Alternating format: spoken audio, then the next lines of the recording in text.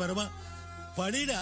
Hello guys, welcome back to my channel. இன்றைக்கி நம்ம என்ன சம்மரி பார்க்க போகிறோம் அப்படின்னா, ideology and ideological state apparatus. இதை எழுதினவங்க லூயிஸ் அல்தூஷர். இவர் ஒரு French Marxist philosopher and also structuralist theorist. ஓகேவா, most of his works reinterpreting மார்க்ஸோட ஐடியாஸ் எல்லாத்தையுமே, மார்க்சிசம் இருக்குது இல்லையா, அது எல்லாத்தையுமே ரீஇன்டர்பிரேட் பண்ணுறது தான் இவரோட ஒர்க்ஸாக இருக்கும். ஓகேவா, இந்த பர்டிகுலர் எஸ்ஸே 1970 இதை எழுதியிருக்கிறாங்க. அந்த பீரியடில் தான் மார்க்சிஸ்டோட தியரிஸ் எல்லாத்தையுமே ரீஎக்ஸாமின் பண்ணுறாங்க. ஓகேவா, ஸோ அவங்களோட ஐடியாலஜிஸை ரீஇன்டர்பிரேட் பண்ணுறது எல்லாமே அந்த பீரியடில் தான். அப்போ தான் இவரும் அவரோட ஐடியாஸை ஷேர் பண்ணியிருக்கிறாரு. இது இவரோட collection Lenin and philosophy and other essays அப்படின்னு சொல்லக்கூடிய ஒரு கலெக்ஷனில் லேட்டர் இன்க்ளூட் பண்ணியிருக்காங்க. ஸோ லெனின் அண்ட் ஃபிலாசபி அப்படின்றது அந்த கலெக்ஷன் நேம். ஓகேவா, எஸ்ஸே கொஞ்சம் டிஃபிகல்ட்டாக இருக்கலாம். அதில் இருக்கக்கூடிய ஐடியாஸ் எல்லாமே ரொம்ப சிம்பிள், எல்லாருக்கும் தெரிஞ்ச சில விஷயங்கள் தான் ஷேர் பண்ணியிருப்பாங்க. பட் எதுக்காக இதை பேசுகிறோம் அப்படின்ற மாதிரியான ஒரு கன்ஃபியூஷன் வரலாம். தென் இது ஒரு ஸ்டோரி மாதிரி இல்லாததுனால ஒரு கொஹிரன்ஸ் இருக்காது, கண்டினியூட்டி இருக்காது இல்லையா. ஸோ அதனாலையும் நமக்கு வந்து கொஞ்சம் கன்ஃபியூஸ் ஆகலாம். ஸோ லிசன் பண்ணும்போதே நோட்ஸ் எடுத்துகிட்டு வந்தீங்கன்னா எக்ஸாம் டைமில் உங்களுக்கு இன்னும் ஈஸியாக இருக்கும். ஓகேவா, எல்லாரும் எஸ்ஸே முடிச்சதுக்கப்புறம் ஒன் லைன் சொல்லுவாங்க. நான் உங்களுக்கு ஸ்டார்டிங்லேயே என்ன இருக்குது அப்படின்றத ஒன் லைனில் சொல்லிடுறேன். ஸோ அதனால் உங்களுக்கு வந்து கண்டினியூஸாக அந்த எஸ்ஸையை புரிஞ்சுக்கிறதுக்கும் கனெக்ட் பண்ணிக்கிறதுக்கும் ஈஸியாக இருக்கும். ஸோ ஐடியாலஜி அப்படின்றது என்னென்னா, system of ideas, beliefs and values. So ஒரு சிஸ்டம் இருக்குது, அதில் வந்து ஐடியாஸ், பிலீவ்ஸ், வேல்யூஸ் எல்லாமே இருக்குது. இந்த ஒரு ஐடியாஸை வச்சு தான் மக்கள் வந்து அவங்களோட சோஷியல் ரோல், கண்டிஷன்ஸ் இது எல்லாமே நேச்சுரலாக அக்செப்ட் பண்ணிக்கிறாங்க. ஃபார் எக்ஸாம்பிள், இப்போது எனக்கு ஒரு ஐடியாலஜி இருக்குது, நான் ஒரு லெக்சரர் இல்லைனா ஒரு இன்ஃப்ளூயன்சர். இந்த மாதிரி நான் என்னோட ரோலை நான் டிசைட் பண்ணுறேன். இந்த சொசைட்டி வந்து எனக்கு கொடுக்கக்கூடிய அந்த ஒரு டேக், நான் பண்ணுற ஒர்க்கை வச்சு இந்த சொசைட்டி எனக்கு கொடுக்கக்கூடிய அந்த ஒரு டேக், அந்த ஒரு ஐடென்டிட்டியை நான் அக்செப்ட் பண்ணிக்கிறேன் இல்லையா. நான் அதை புரிஞ்சுக்கிறேன், இதுதான் என்னோட ரோல், இதுதான் சொசைட்டி சொல்லுது, அதை நான் அக்செப்ட் பண்ணிக்கிறேன் இல்லையா. அதை தான் ஐடியாலஜின்னு சொல்கிறாங்க. நம்ம திங்க் பண்ணிவிட்டு அது ஓகேவா இருக்குன்றதை அக்செப்ட் பண்ணிக்கிறது. தென் ஐடியாலஜிக்கல் ஸ்டேட் apparatusனால் என்ன அப்படின்னா, இது வந்து institutions, schools, family, religion, media, இந்த மாதிரி பிளாட்ஃபார்ம்ஸ் இருக்கும் இல்லையா. இந்த மாதிரியான விஷயங்கள் மூலமாக ஐடியாலஜியை ஸ்ப்ரெட் பண்ணுறது. ஸோ ஐடியாலஜி ஸ்ப்ரெட் பண்ணுறதுனா என்ன, இப்போ வந்து யூடியூப்பில் நான் வந்து கண்டென்ட்ஸ் அப்லோட் பண்ணுறேன், ஸோ அதனால் என்ன இன்ஃப்ளூயன்சர்னு சொல்கிறாங்க இல்லையா. ஸோ இது ஒரு ஐடியாலஜி. இந்த ஐடியாலஜி நமக்கு எப்படி தெரிய வரும் அப்படின்னா, இப்போ நம்ம படிக்கிறோம் ஸ்கூலில் வந்துட்டு நமக்கு கெரியர் ஆப்பர்ச்சுனிட்டி சொல்லும்போது ஆன்லைனில் நீங்கள் இந்த மாதிரி சேனல் ஓப்பன் பண்ணலாம், அது மூலமாக நீங்கள் ஏர்ன் பண்ணலாம்னு சொல்லிட்டு ஸ்கூலில் உங்களுக்கு சொல்லித் தருவாங்க. அதில் இருக்கக்கூடிய டேர்ம்ஸ் அண்ட் கண்டிஷன்ஸ் சொல்லித் தருவாங்க. தென் சோஷியல் மீடியாவில் அதை பற்றி நீங்கள் லேர்ன் பண்ணிப்பீங்க, ஃபேமிலியில் சஜஷன் கேட்பீங்க. இந்த மாதிரி சில இன்ஸ்டியூஷன்ஸ் இருக்குது இல்லையா, அந்த ஐடியாலஜியை அப்ளை பண்ணுறதுக்கும் அதை பற்றி தெரிஞ்சுக்கிறதுக்கும் அது உங்களை ஷேப் பண்ணுறதுக்கும் சில இன்ஸ்டியூஷன்ஸ் யூஸ் ஆகுது, ஃபங்க்ஷன் ஆகுது இல்லையா. அதை தான் ஐடியாலஜிக்கல் ஸ்டேட் apparatus அப்படின்னு சொல்லுவாங்க. ஓகேவா, ஸோ டோட்டலாகவே இவ்வளோ தான். ஒரு ஐடியாலஜி இருக்குது, அதை வந்து இந்த சொசைட்டி பிலீவ் பண்ணுது. அந்த ஐடியாலஜியை நேச்சுரலாகவும் ஃபோர்ஸ்ஃபுல்லாகவும் மக்களுக்கு தெரியப்படுத்துறதுக்கு ஒரு இன்ஸ்டியூஷன் இருக்குது. இந்த கான்செப்ட் மட்டும் நீங்கள் ஞாபகத்தில் வச்சுக்கோங்க. நம்ம எஸ்ஸே பார்க்கலாம். ஓகேவா, ஸ்டார்டிங்கில் என்ன சொல்கிறாங்க அப்படின்னா, அல்தூசர் வந்து ஒரு கொஷினோட ஸ்டார்ட் பண்ணுறாரு. How does any society continue to exit over time. ஒரு சொசைட்டி வந்து சர்வே ஆகுது அப்படின்னா, ஒரு சொசைட்டி வந்து ப்ராப்பராக ரன் ஆகிறதுக்கு producing goods again and again. நமக்கு வந்து ஒரு விஷயத்தை நம்ம ப்ரொடியூஸ் பண்ணிகிட்டே இருக்கிறோம், அது சேல் ஆகிட்டே இருக்குது, அகெயின் ப்ரொடியூஸ் பண்ணுறோம். அந்த ப்ரொடியூசிங் ப்ராசஸ் மட்டும் போதுமா ஒரு சொசைட்டி ரன் ஆகிறதுக்கு அப்படின்ற ஒரு கொஷினோட அவர் ஸ்டார்ட் பண்ணுறாரு. ஏன் அப்படின்னா, ப்ரொடக்ஷன் அப்படின்றது ரொம்பவே இம்பார்ட்டன்ட். லைக் அந்த ப்ரொடக்ஷனில் எதெல்லாம் இன்க்ளூட் ஆகுது அப்படின்னா, machines, raw materials, most importantly workers. இந்த சொசைட்டியில் ஒர்க்கர்ஸ் இல்லை அப்படின்னா சொசைட்டி ரன் ஆகாது இல்லையா. நிறைய விஷயங்கள், ஒரு பர்டிகுலர் டிபார்ட்மெண்ட் எடுத்துக்கிட்டோன்னு வச்சுக்கோங்களேன். இப்போ ஃபார்மர்ஸ் எல்லாரும் இருக்கிறாங்க, அவங்க எல்லாரும் நாங்கள் வந்து விவசாயமே பண்ண மாட்டோம், அக்ரிகல்ச்சரே எங்களுக்கு வேண்டான்னு சொல்லிட்டாங்கன்னா, எத்தனை நாள் நம்ம மற்ற ஃபுட்ஸே சாப்பிட்டுட்டு இருப்போம். ஏதோ ஒரு சமயத்தில் நமக்கு ரைஸ் வேணும்னு தோணும் இல்லையா. ஸோ அந்த இடத்துல எக்கனாமி வந்து கொலாப்ஸ் ஆகுது. ஸோ அதனால தான் ஒர்க்கர்ஸ் அப்படின்றவங்க இந்த சொசைட்டியில் ரொம்பவே இம்பார்ட்டன்ட்டான ஒரு ரோல் வந்து ப்ளே பண்ணுறாங்க. அது அவங்களோட ஃபிசிக்கல் பாடிஸ் மட்டும் கிடையாது, அவங்க ஃபிசிக்கலாக ப்ரெசென்ட் ஆகிறாங்க, ஹார்ட் ஒர்க் பண்ணுறாங்க அப்படின்றது மட்டும் கிடையாது. மென்டலி அவங்க ட்ரெயின் ஆகிருக்கிறாங்க. அவங்களுக்கு தெரியும் நம்ம எவ்வளோ இம்பார்ட்டன்ட், நம்ம ஒர்க் பண்ணலைன்னா இந்த சொசைட்டி என்ன மாதிரியான ஒரு கண்டிஷன் ஃபேஸ் பண்ண வேண்டியது இருக்கும், எல்லாமே உங்களுக்கு தெரியும். So discipline, punctuality, obedience, respect, இந்த மாதிரி நிறைய விஷயங்கள் அவங்களுக்குள்ளே இருக்கிறதுனால மட்டும்தான் நேச்சுரலாகவே அவங்க ஒர்க்கை அவங்க கண்டினியூ பண்ணுறாங்க. சின்ன வயசுலேருந்தே அவங்களுக்கு சொல்லிக் கொடுக்கப்படுது. ஃபார் எக்ஸாம்பிள், இப்போ ஒரு குழந்தை வந்து ஒரு ஸ்கூலில் அவங்கள வந்து ப்ராப்பராக உட்கார சொல்கிறதா இருக்கட்டும், வீட்டில் பெரியவங்களுக்கு மரியாதை கொடுன்னு சொல்கிறதா இருக்கட்டும், ரிலீஜியஸ் சைட் போகும்போது அவங்க சர்ச்சோ டெம்பிளோ எல்லா இடத்துலையும் அவங்களுக்கு எவ்வளோ டிக்னிட்டியாக, எவ்வளோ டிசிப்ளினாக இருக்கணும்னு சொல்லிக் கொடுக்குறதா இருக்கட்டும். இந்த மாதிரி நிறைய இன்ஸ்டியூஷனில் அந்த குழந்தைங்களுக்கு சொல்கிற எல்லா விஷயமுமே அந்த குழந்தைய ஷேப் பண்ணுது. அது வளரும்போது அந்த குவாலிட்டிஸோட வளருது. ஸோ ஆட்டோமேட்டிக்காக சொசைட்டி அதுக்கு என்ன மாதிரியான ஒரு டேக் கொடுக்குதோ, அது ஒரு ஒர்க்கராகவோ லேபராகவோ இல்லை ஓனராகவோ என்னவா மாறினாலும் இந்த மாதிரியான ரூல்ஸ் ரூல்ஸ் அண்ட் ரெகுலேஷன்ஸ் இந்த மாதிரியான குவாலிட்டிஸ் எல்லாம் நம்ம ஃபாலோ பண்ணணும் அப்படின்றது ஆட்டோமேட்டிக்காக அவனுக்கு தெரிஞ்சிருக்கு இல்லையா? ஸோ ஃபிசிக்கலி எந்த அளவுக்கு அவன் ப்ரிப்பேராக இருக்கானோ அதே மாதிரி மென்டலி அவன் ப்ரிப்பேராக இருக்கிறான் அப்படின்றத சொல்கிறாங்க. ஸோ மெட்டீரியல் அப்படின்றது வந்து மணி, சர்வைவல் இந்த கேட்டகரிக்குள்ளே வரும். ஐடியாலஜிக்கல் அப்படின்றது திங்கிங், பிஹேவியர், ஒபீடியன்ஸ் இந்த கேட்டகரிக்குள்ளே வரும். ஓகேவா? ஸோ ரெண்டுமே வேணும். ஒர்க்கர் அப்படின்னா அவன் மெட்டீரியலாகவும் இருக்கணும், ஐடியாலஜிக்கலாகவும் இருக்கணும். ஓகேவா? Next reproduction of the condition of production. So இதில் என்ன சொல்கிறாங்க அப்படின்னா, இப்போ நம்ம வந்து நிறைய குட்ஸை வந்து ப்ரொடியூஸ் பண்ணிகிட்டே இருக்கிறோம், நிறைய பொருளை வந்து நம்ம தயாரிச்சுட்டே இருக்கிறோம். ஆனால் அப்படி தயாரிச்சுட்டே இருக்கிறது மட்டும் பத்தாது, நமக்கு வந்து தெரியணும் அந்த சிஸ்டம் வந்து கண்டினியூ ஆகிட்டு இருக்கா, ப்ராப்பராக நமக்கு அதோட ஒர்க் வந்து கரெக்டாக போயிட்டுருக்குதா, இன்கம் நமக்கு சரியாக வருதா, அது ரன் ஆகிற அந்த ஒரு சிஸ்டம் எப்படி இருக்குது, எல்லாத்தையுமே நம்ம செக் பண்ணணும் அப்படின்றத சொல்கிறாங்க. ஏன் அப்படின்னா, இப்போ ஒரு ஒர்க்கர் வந்து சடனாக நான் என்னோட ஒர்க்கை நான் பண்ண மாட்டேன், அவனுக்கு கொடுக்கப்பட்ட ரூல்ஸ் அண்ட் ரெகுலேஷன்ஸ் எல்லாத்தையுமே அவன் ஸ்டாப் பண்ணுறான், அது எதையும் ஃபாலோ பண்ண மாட்டான், அத்தாரிட்டிஸ்க்கு அகேன்ஸ்டாக கொஸ்டின் ரைஸ் பண்ணுறான் அப்படின்னா, அந்த பர்டிகுலர் ஃபேக்ட்ரியில் அதை டிபெண்ட் பண்ணியிருக்கக்கூடிய ஷாப் ஓனர்ஸ் இந்த மாதிரி நிறைய பேரோட ஒர்க் வந்து கொலாப்ஸ் ஆகும் இல்லையா?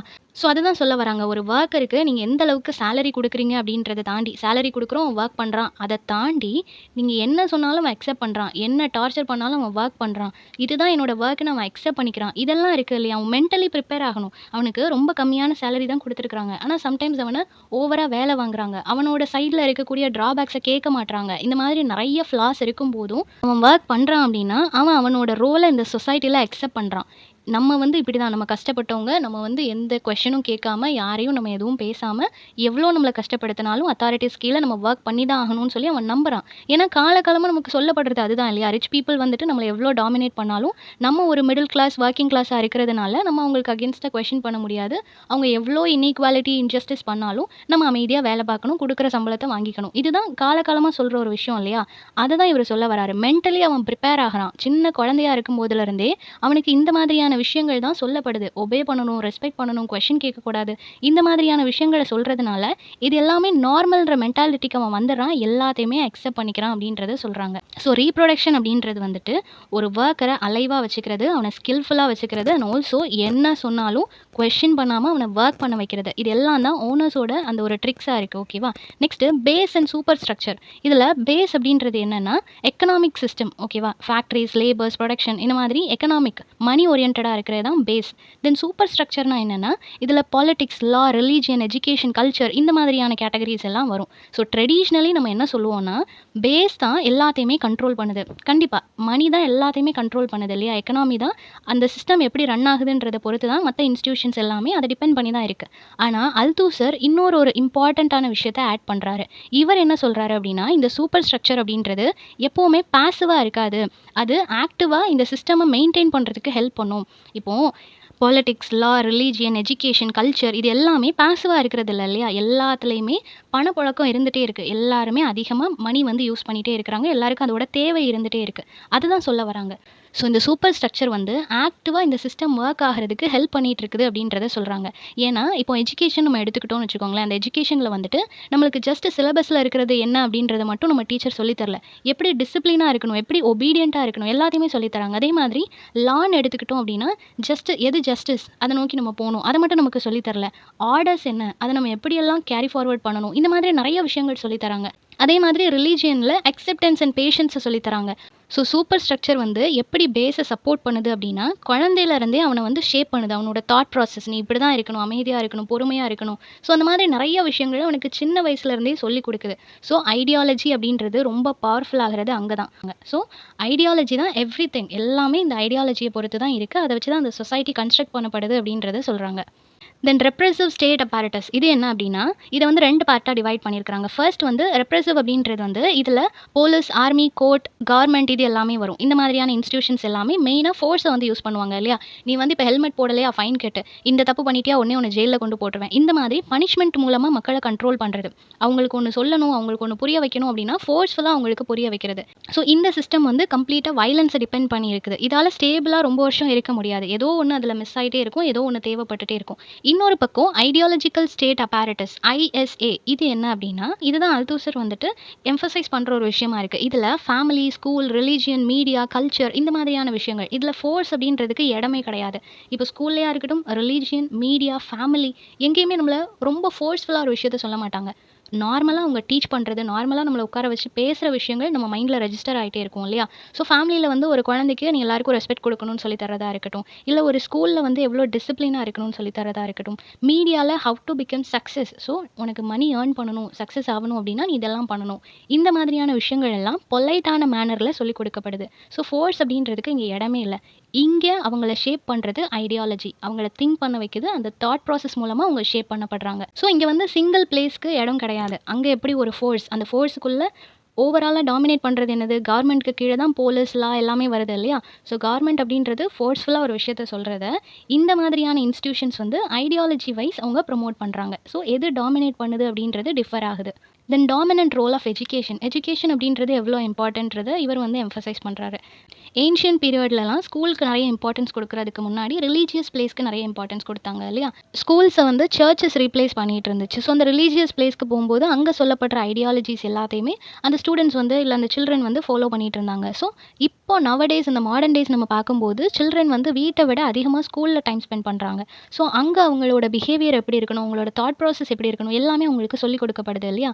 ஸோ எப்படி ரூல்ஸை ஃபாலோ பண்ணணும், அத்தாரிட்டிக்கு எப்படி ரெஸ்பெக்ட் கொடுக்கணும். ஸோ இந்த மாதிரியான விஷயங்கள் எல்லாம் ஃப்யூச்சரில் அவனை ஷேப் பண்ணுது. ஒரு சொசைட்டியில் ஒரு ஒர்க்கராகவோ, ஒரு மேனேஜராகவோ, ஒரு லீடராகவோ அவன் மாறும்போது அவன் எப்படியெல்லாம் பிஹேவ் பண்ணணும், எதெல்லாம் அவன் டாலரேட் பண்ணலாம், இந்த மாதிரியான விஷயங்களுக்காக அவனை ஸ்கூல்ல இருந்தே ஷேப் பண்ணுது அப்படின்றத சொல்கிறாங்க. The nature of ideology, imaginary relationship. இதில் என்ன சொல்கிறாங்க அப்படின்னா, ஐடியாலஜி அப்படின்றது வந்து ஒரு இமேஜினரி ரிலேஷன்ஷிப்பாக தான் இண்டிவிஜுவல் பர்சனுக்கு ஒர்க் ஆகுது அப்படின்றத சொல்கிறாங்க.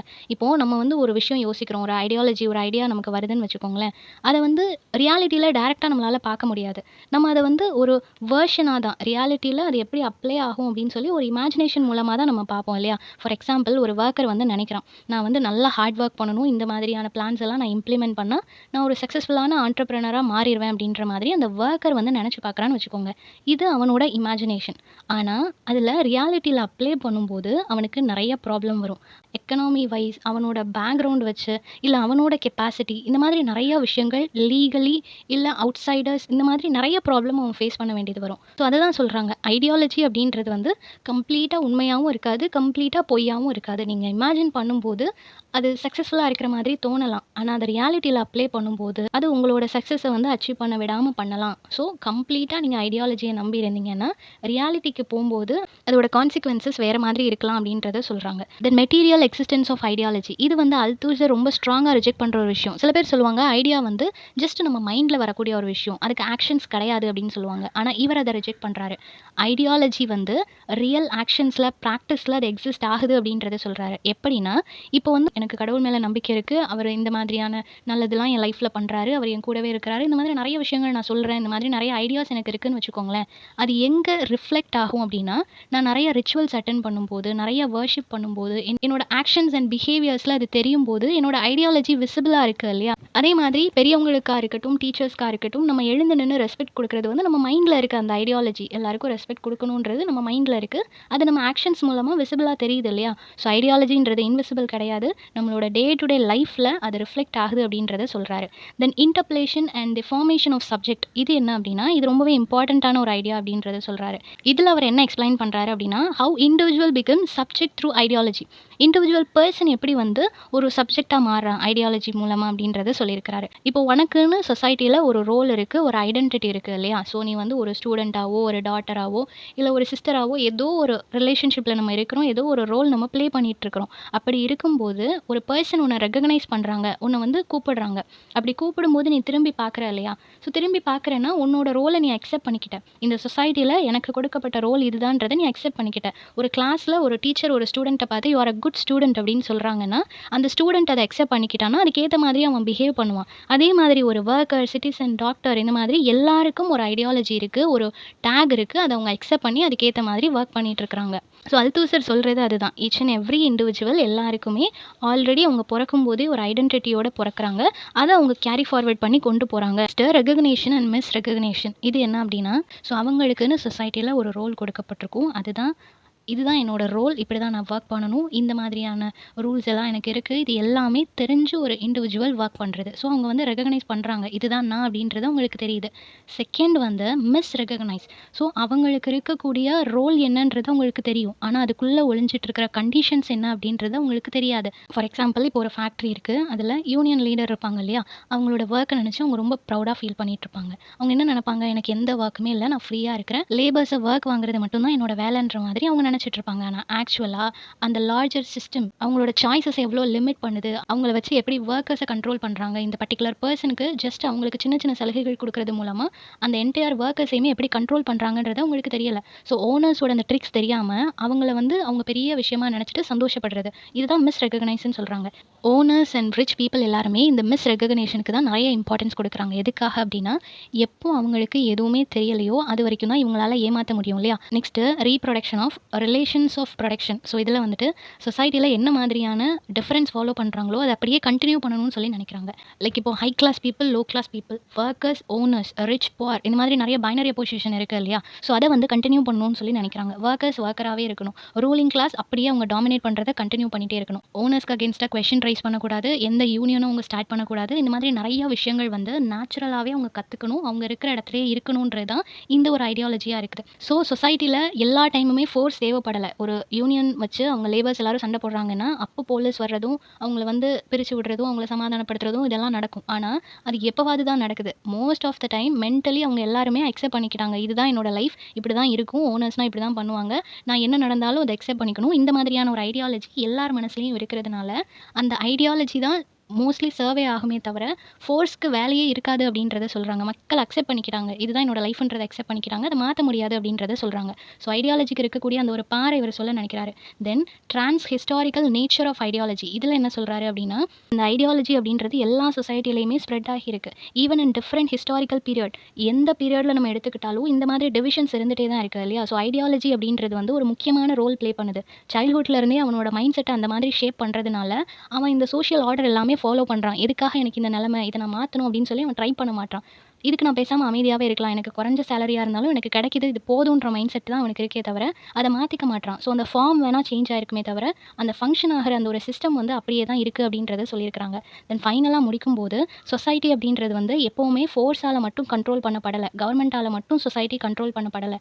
ஐடியாலஜி அவனே நம்புகிறான், இதுதான் என்னோட கண்டிஷன், இப்படி தான் இருக்க போகுதுன்றத அவன் நம்புறதுனால அந்த ஐடியாலஜி தான் அவனோட லைஃப்பை ஷேப் பண்ணுது அப்படின்றத சொல்கிறாங்க. ஐடியாலஜி வந்து சொசைட்டியில் என்ன மாதிரியான ரோல் ப்ளே பண்ணுது அப்படின்றத அவர் சொல்ல நினைக்கிறாரு. மார்க்சிஸ்டோட ஐடியாலஜியை அப்போஸ் பண்ணுற மாதிரியும் அதை ரீஇன்டர்பிரேட் பண்ணுற மாதிரியும் பேசியிருக்கிறார். ஸோ இந்த சம்மரி எல்லாருக்கும் புரிஞ்சிருக்கும்னு நினைக்கிறேன். நெக்ஸ்ட் என்ன டாப்பிக்கில் வீடியோ போடலான்னு சொல்லி கமெண்ட் பண்ணுங்கள். தேங்க்யூ ஃபார் வாட்சிங்.